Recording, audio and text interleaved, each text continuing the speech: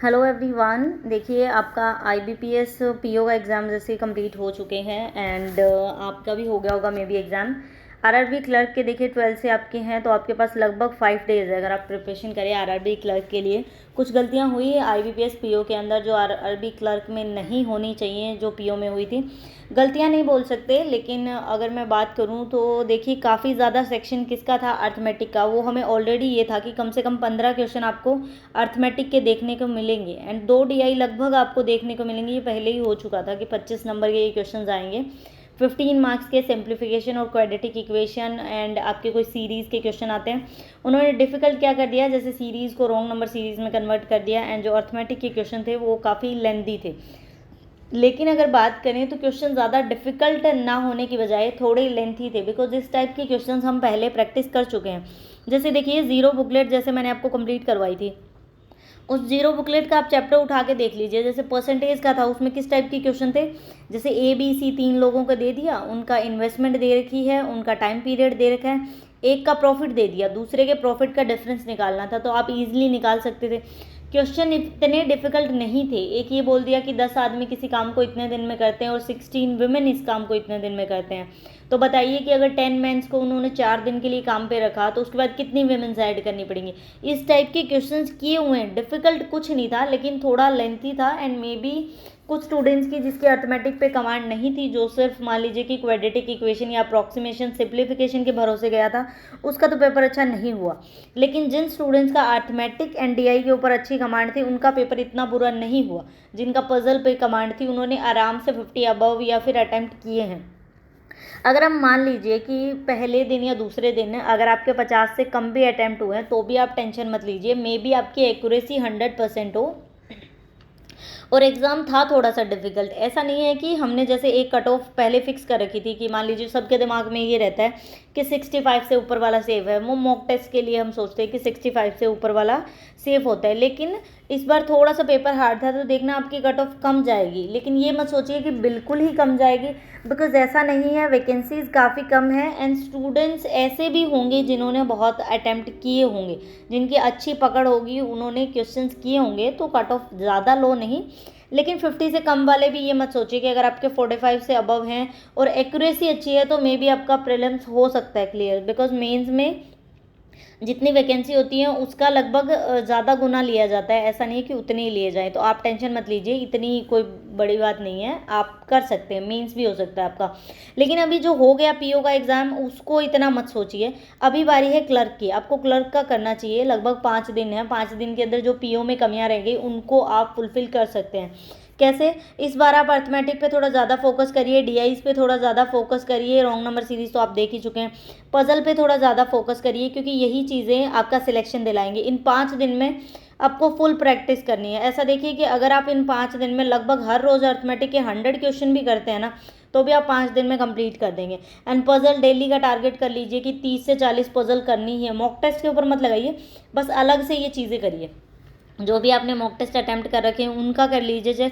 देखिए, रिवीजन ही इंसान को परफेक्ट बनाता है। ऐसा नहीं है कि बार बार प्रैक्टिस करने से आपके साथ अच्छा होता है, लेकिन अगर मान लीजिए आपने सिर्फ उस चीज़ को 2 बार पढ़ा है एंड आप जाके एग्जाम में ऐसे सोच रहे हैं कि मेरा ये 10 सेकंड में हो जाए या 20 सेकंड में, 10-20 सेकंड में तो आपका वो कंसेप्ट पकड़ने में ही टाइम लग जाएगा कि क्या था। उसके लिए आपको प्रैक्टिस काफ़ी करनी होती है, तो एकदम से आउटपुट नहीं मिलती चीज़ें पढ़ने की। काफ़ी ज़्यादा प्रैक्टिस करने के बाद चीज़ें ऐसे क्लियर हो जाती कि हम इस क्वेश्चन को सोल्व कर पाएंगे।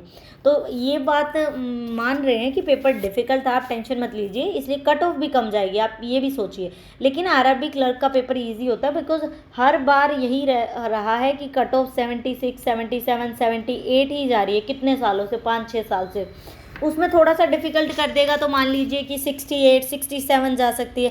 लेकिन मे बी अगर पीओ डिफिकल्ट आया तो क्लर्क इतना डिफिकल्ट नहीं, लेकिन उससे थोड़ा सा कम लेवल का तो आएगा बाकियों के कंपैरिजन में। तो इस बार आप अर्थमेटिक पे फोकस कर सकते हैं। जो भी आपके पास मॉक टेस्ट है उनको उठा लीजिए एंड उनके क्वेश्चंस करिए। अगर आप चाहते हैं कि अर्थमेटिक के क्वेश्चंस मैं आपको करवाऊँ, पिछली बार तो हमारे पास टाइम बहुत कम था एंड कुछ फैमिली इशू हो गए थे, इसलिए नहीं बना पाए वीडियोज़। तो अभी अगर आप चाहते हैं कि अर्थमेटिक के क्वेश्चंस मैं आपको करवाऊँ तो मैं आपको करवा सकती हूँ। जैसे मेरे पास अभी टेक्स्ट बुक और गाइडली का ही सब्सक्रिप्शन है, तो उसके करवा सकती हूँ मैं आपको। जैसे IBPS क्लर्क की बात करें तो अगर उसमें 25 to 30 मॉक टेस्ट हैं प्रीलिम्स के, तो उनके सबके 10-10 अर्थमेटिक कर लेते हैं एंड गाइडली के अर्थमेटिक कर लेते हैं। जैसे PO के लिए सीरीज स्टार्ट की थी वैसे ही, लेकिन इस बार उसको कंप्लीट करेंगे अच्छे से अगर आपका आउटपुट अच्छा रहा तो।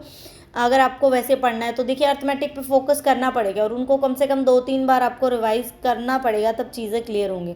तो बिल्कुल टेंशन मत लीजिए, इन 5 दिन में यही आप स्ट्रेटजी अपना सकते हैं। एक तो पहले सोचिए मत कि RRB PO का अच्छा नहीं हुआ, RRB PO का अच्छा नहीं हुआ, RRB PO का अच्छा नहीं हुआ।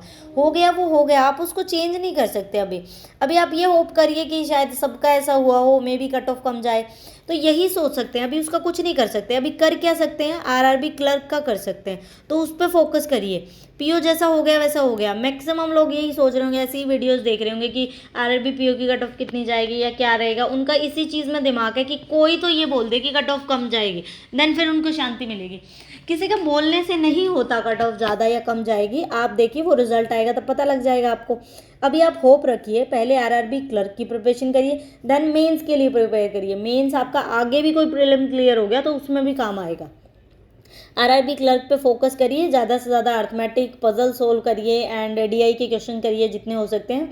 ये अपना 100% दीजिए। कई बार क्या होता है ना, जैसे मैं स्टार्टिंग में अपने 2021 में अपने प्रिपरेशन कर रही थी, तो जैसे मैंने जून से स्टार्ट की थी, तो मैं एग्ज़ाम दे के आई RRB के, तो मेरे ठीक हो गए थे एग्ज़ाम लगभग, क्योंकि मैथ रीजनिंग में मुझे स्टार्टिंग से ही इंटरेस्ट आने लग गया था।